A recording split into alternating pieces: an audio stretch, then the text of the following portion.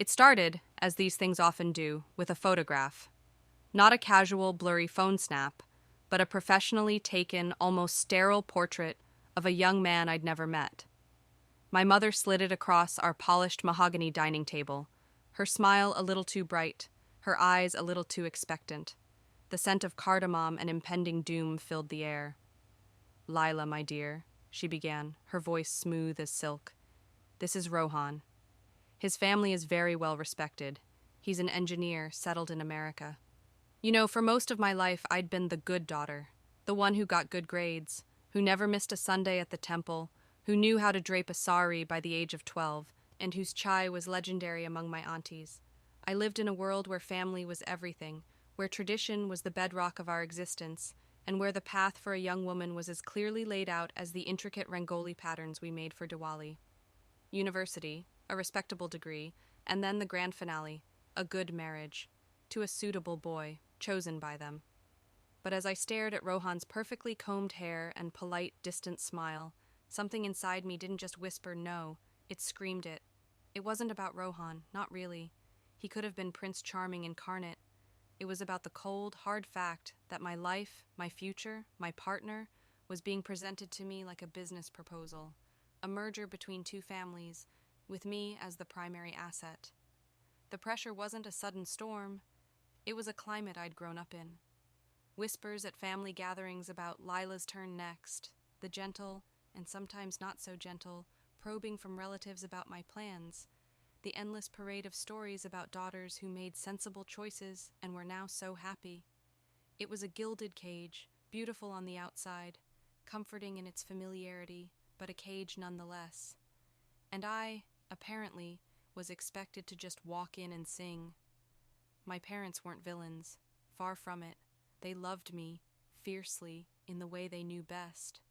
They genuinely believed they were securing my happiness, my future. In their eyes, love was something that grew after marriage, a gentle bloom cultivated from shared responsibilities and familial approval. Romance, the kind you saw in movies, was a flighty, unreliable thing. Stability, respect, and a good family name. Those were the currencies that mattered. But my heart had a different currency. It craved connection, a meeting of minds, laughter that came easy, and the freedom to choose who I shared my vulnerabilities with. I'd devoured books. I'd seen bits of the world through the internet.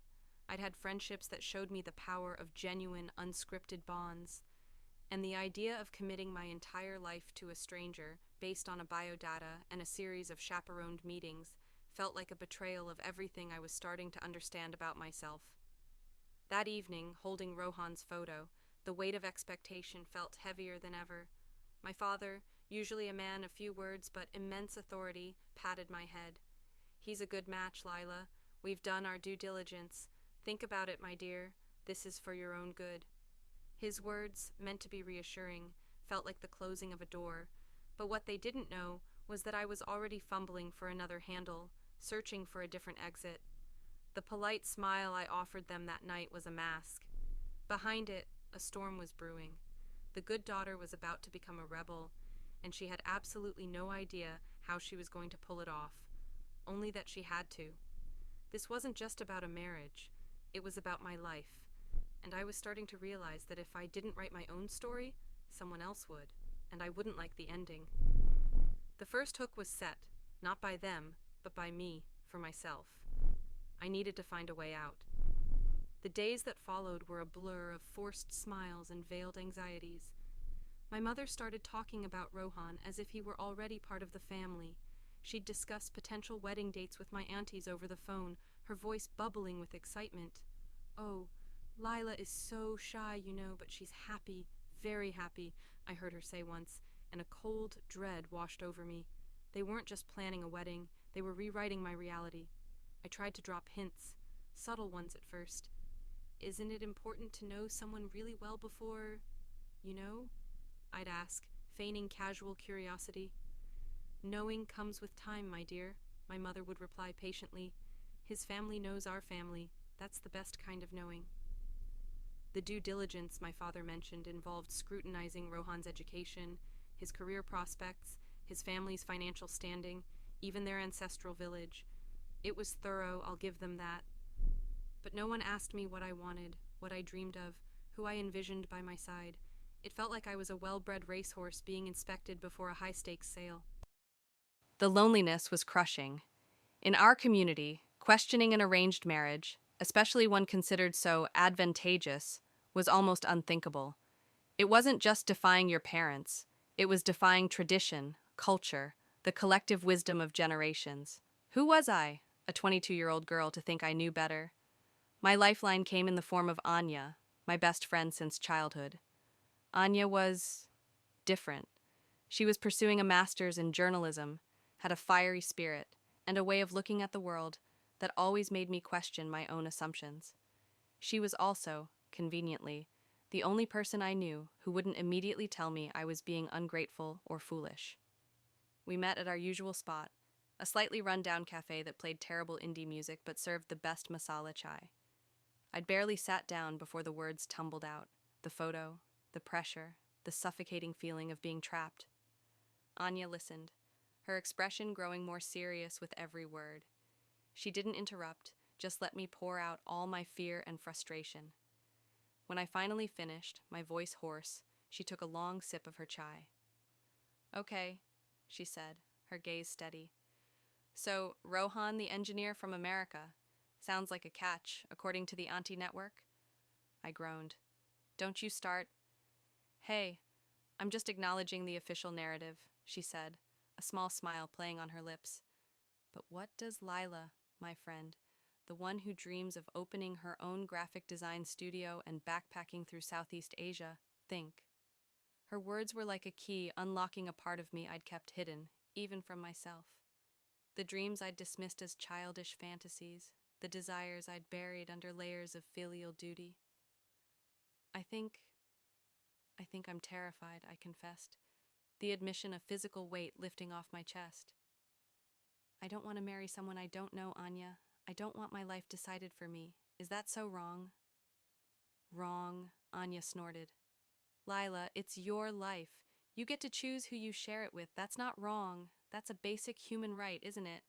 Since when did tradition get to bulldoze happiness?" Hearing her say it, so plainly, so unapologetically, was revolutionary. It sounds dramatic, but in my world, it was. I had the right to choose. It wasn't a selfish whim. It was fundamental. "But my parents," I began, the familiar knot of guilt tightening in my stomach. "They'll be devastated. They'll say I'm dishonoring them, shaming the family."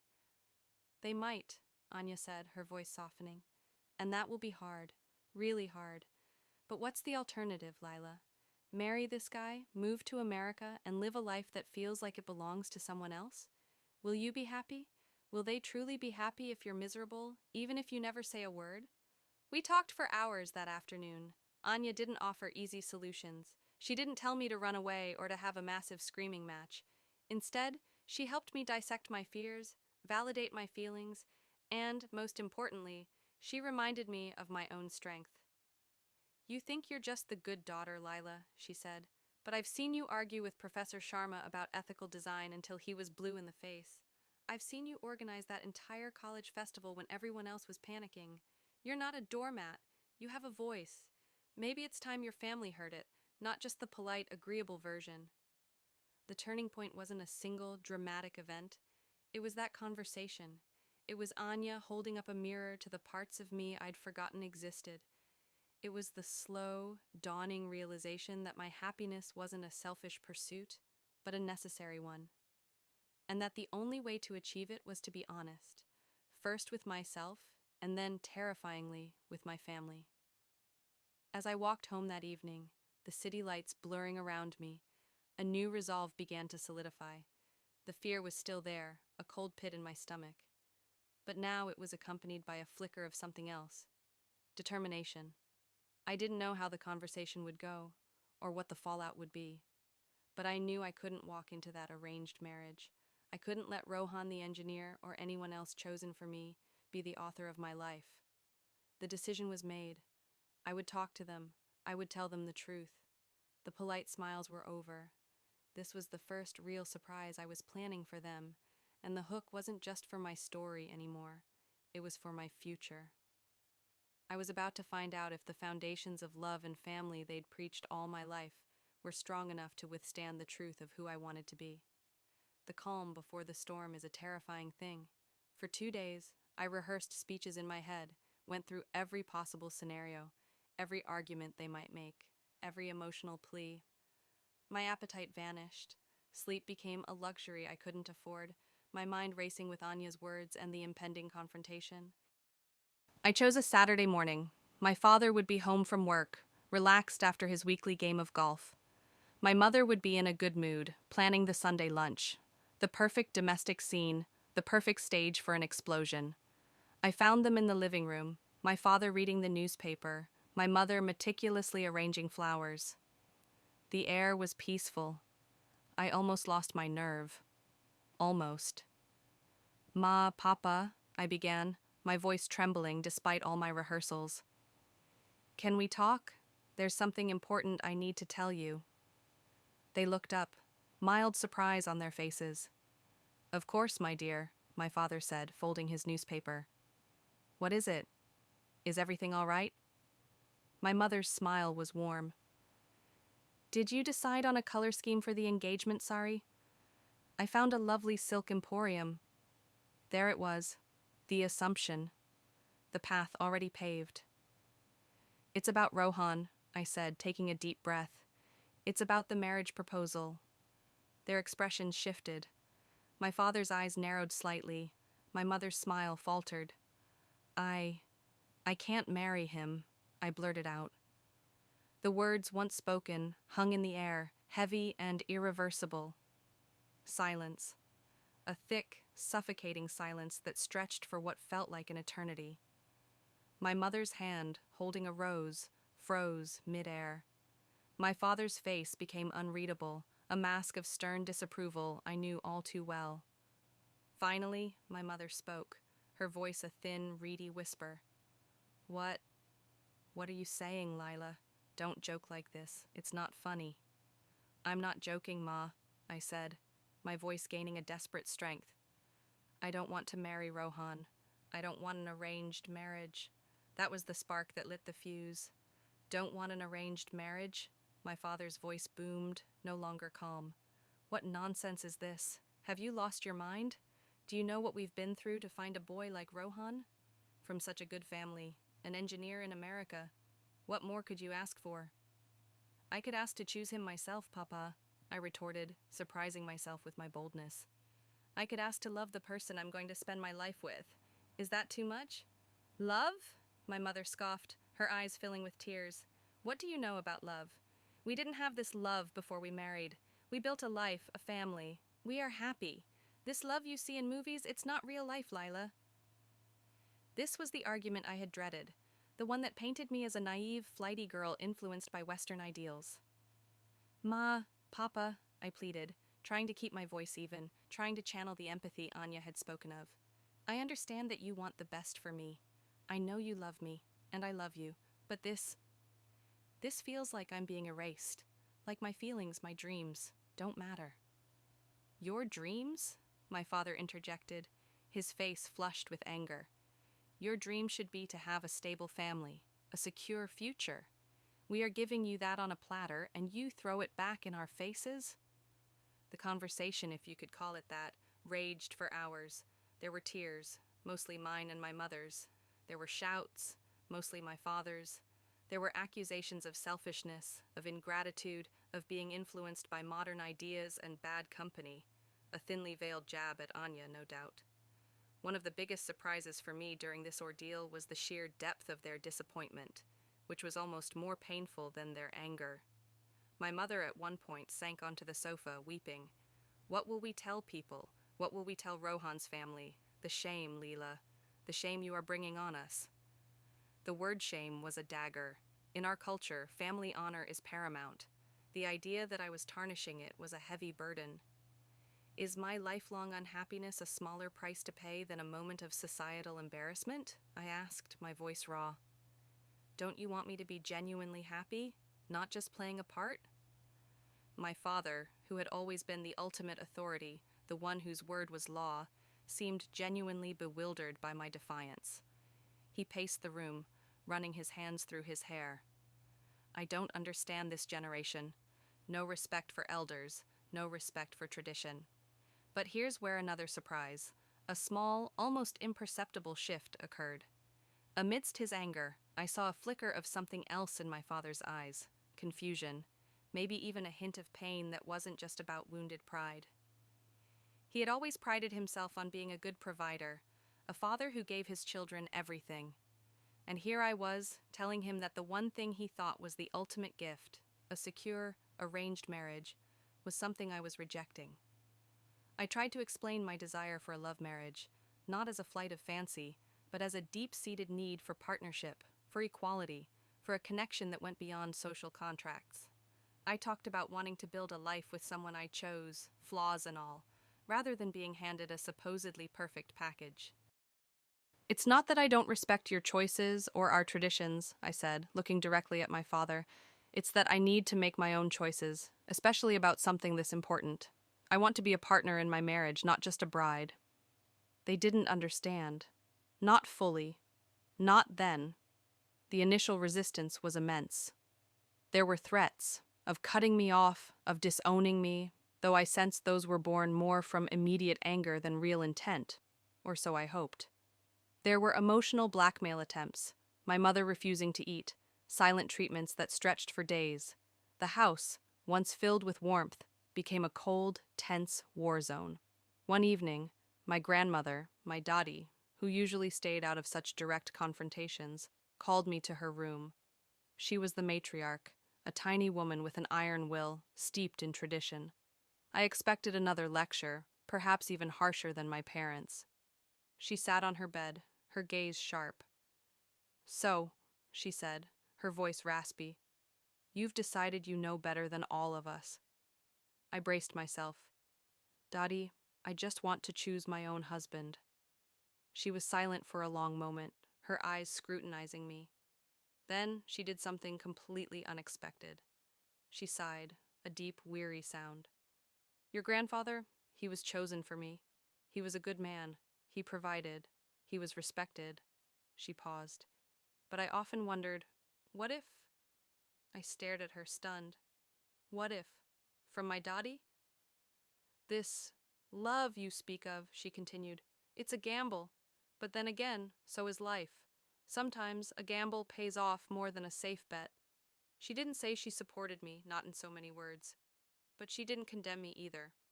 She simply acknowledged that my path, while different, wasn't inherently wrong. It was the first crack of light in a very dark tunnel. A small, unexpected piece of understanding from the most traditional corner of my family. The battle was far from over. My parents still had to formally, and embarrassingly, withdraw the proposal to Rohan's family. The fallout in our extended community was unpleasant. Whispers followed me. Aunties looked at me with a mixture of pity and disapproval. I was the girl who said no. But through it all, that conversation with Dottie, that tiny what if, and Anya's unwavering support, kept me going. I learned that navigating family disapproval wasn't about winning an argument. It was about standing your ground, empathetically but firmly. It was about weathering the storm, even when it felt like it would never end. The hook here was the fragile truce, the unspoken understanding from Dottie, and the daunting question of what came next. I had said no to their future for me. Now I had to build my own. The immediate aftermath of the Great Refusal, as Anya jokingly called it, was tough. The atmosphere at home remained strained.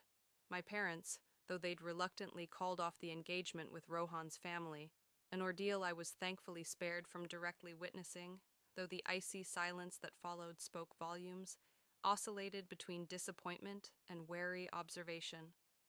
It was as if they were waiting for me to either regret my decision or to spectacularly mess up, thereby proving them right. This period, however, became the crucible in which I forged my independence. The first thing I did was throw myself into my studies and my passion, graphic design. If I was going to defy expectations for marriage, I had to prove I could build a secure and meaningful life on my own terms. I took on freelance projects, worked late nights honing my portfolio, and networked with a tenacity I didn't know I possessed. My dream of opening my own studio, once a vague fantasy, began to solidify into a concrete goal. Each completed project, each positive client review, was a small brick in the foundation of my new future.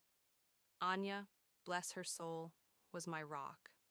She became my sounding board, my cheerleader, and my occasional reality check. "Okay, Rebel," she'd say. "You've won the battle. Now you need to win the war." And that means building a life so awesome, they can't help but eventually be proud. But I also realized that one friend, however amazing, couldn't be my entire support system. I started consciously seeking out like-minded individuals. I joined a women entrepreneurs group, a book club focused on feminist literature, and even took up a weekend pottery class, something I'd always wanted to do but never found the time for amidst the pressures of being the perfect daughter. These new connections were vital. They offered different perspectives, shared experiences, and a sense of belonging outside my traditional family circle. They didn't see me as the girl who said no, but as Lila, the aspiring designer, the avid reader, the slightly clumsy potter. The path wasn't always smooth. There were moments of doubt, of loneliness. Sometimes seeing my cousins get engaged or married in grand traditional ceremonies, surrounded by joyous family, I'd feel a pang.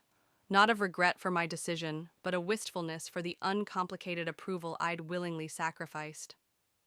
During one such low point, my mother, in a rare moment of softness, found me looking through old family albums. "Are you sad, my dear?" she asked, her voice gentle. "A little, Ma," I admitted. "Not about Rohan, but about things being hard." She sat beside me, quiet for a moment. "Life is never easy, Lila. Whether you choose your path or someone chooses it for you, the important thing is to walk it with courage." It wasn't a full apology, or even an admission that she fully understood, but it was an olive branch, a significant one. Slowly, glacially, things at home began to thaw. My father started asking about my freelance projects, initially with skepticism, then with a grudging curiosity that eventually morphed into something resembling pride. He even, to my utter shock, referred a small local business owner to me for a logo design. My mother, seeing me work hard and actually achieve things, started to relax her guard. She still worried, of course, that's a mother's prerogative, but her worry was now tinged with a reluctant respect. They were witnessing firsthand that my rebellion wasn't about self-destruction, but self-construction. And then, of course, there was the matter of love. I hadn't defied an arranged marriage to become a cynical recluse. I believed in love, the kind that grows from shared laughter and whispered secrets, the kind built on mutual respect and genuine affection. But I wasn't actively searching for it. I was focused on myself, on my career, on building a life I was proud of. It happened, as these things often do, when I least expected it. His name was Arjun. I met him not through a biodata or a family introduction, but at a chaotic, noisy fundraiser for a local animal shelter I was volunteering at. He was a veterinarian, kind-eyed, with a laugh that crinkled the corners of his eyes, and a passion for rescuing stray dogs that matched my own burgeoning passion for well-aligned typography. Our first conversation wasn't a chaperoned, stilted affair over tea and samosas. It was over a tangled dog leash and a shared packet of biscuits for a rather grumpy-looking bulldog. We talked about everything and nothing, our work, our dreams, our favorite ridiculous internet memes. It was easy. It was natural. It was fun. Arjun knew my story, or at least parts of it, through mutual acquaintances who were part of my new support network. He wasn't scared off by my rebellious streak. In fact, he admired it. He saw my determination not as defiance, but as strength. He loved the Lila who was building her own design studio, the Lila who had strong opinions, the Lila who had fought for her right to choose. The surprise here wasn't just finding love, but the kind of love I found. It wasn't the carefully curated, family-approved version. It was organic, a little messy, and entirely our own. Arjun wasn't from a renowned family in the traditional sense, nor did he have an American settlement to boast of. He was just a good man, a kind man, who saw me, truly saw me, and loved what he saw. Introducing Arjun to my parents was another hurdle, one I approached with a familiar mix of trepidation and resolve. This time, however, things were different. I was different. I wasn't asking for permission, I was sharing my happiness. The initial meeting was awkward. My father, ever the pragmatist, grilled Arjun about his career, his prospects. My mother, more subtly, assessed his manners, his family background, which was decidedly more modest than Rohan's. But Arjun, with his quiet confidence and genuine warmth, handled it all with grace. He spoke honestly about his work, his values, and most importantly, his feelings for me. He didn't try to be someone he wasn't. Slowly, miraculously, my parents started to see what I saw in him.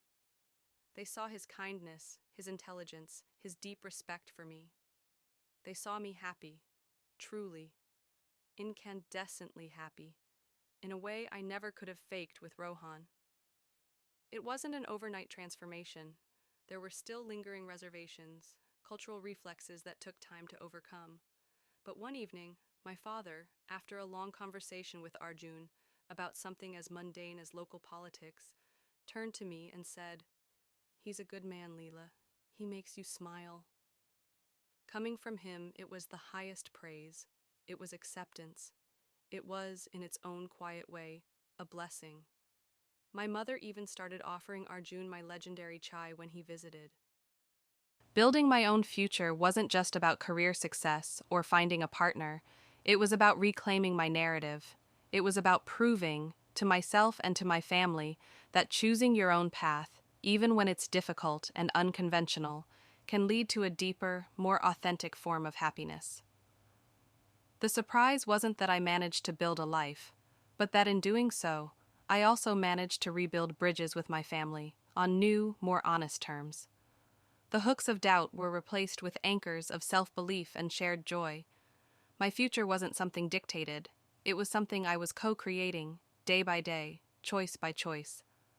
Looking back, the journey from that polished dining table and Rohan's photograph to where I am now, sitting in my own small, vibrant design studio, a framed picture of Arjun and me, taken on a ridiculously muddy trek, not in a sterile studio. On my desk, my parents due for dinner tonight to celebrate my first big corporate contract, feels like a lifetime. It was a journey fraught with fear, conflict, and uncertainty, but also one illuminated by courage, self-discovery, and the unexpected blossoming of support from the most surprising corners. If my story, this messy, imperfect, but ultimately joyful narrative can offer anything to someone out there facing their own gilded cage, their own unwelcome photograph, it's this. It is not only okay to challenge societal expectations and familial pressures, it is essential for your own soul. Your happiness, your fulfillment, your right to choose the life you want to live are not selfish desires. They are fundamental to your being. They are not luxuries to be earned after fulfilling a checklist of duties. They are the very air your spirit needs to breathe. The pressure to conform can be immense, especially when it comes from people you love and respect, from traditions that have shaped your world. The voices telling you to be sensible, to compromise, to not rock the boat, can be deafening. They will tell you it's for your own good, that they know best. And in their own way, they might genuinely believe it. But deep down, you have your own voice, your own truth.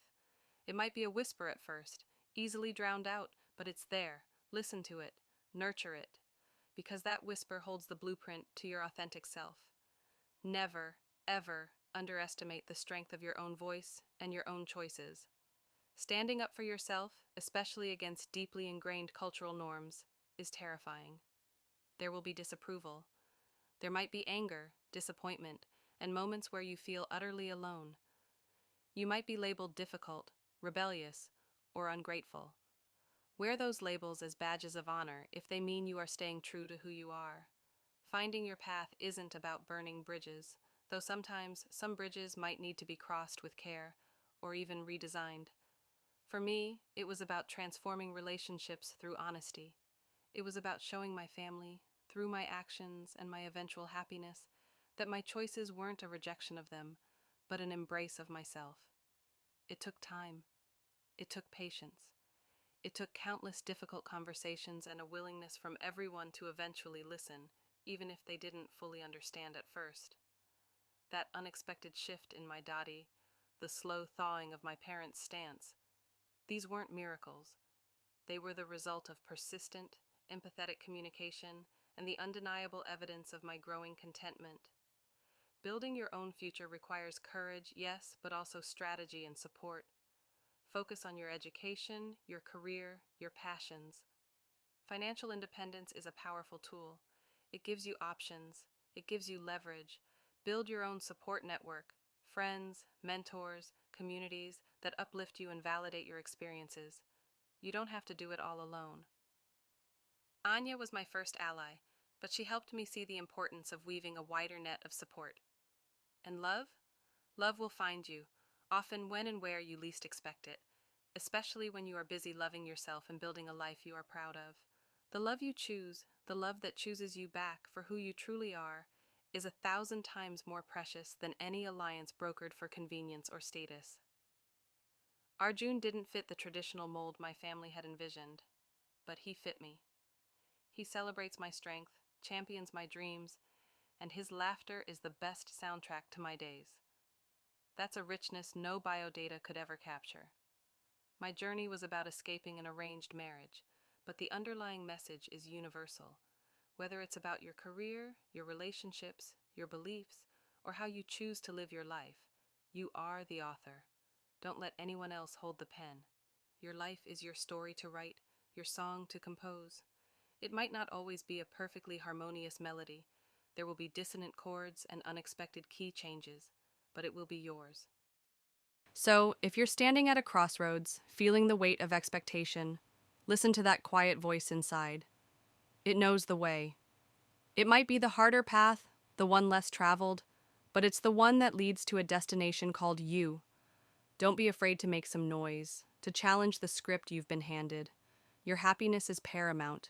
Your voice has power. Choose your own adventure. Create your own surprises. Build your own version of happily ever after. It's the most engaging, passionate, and fulfilling story you will ever be a part of. Mine certainly is. And the best part? It's still being written.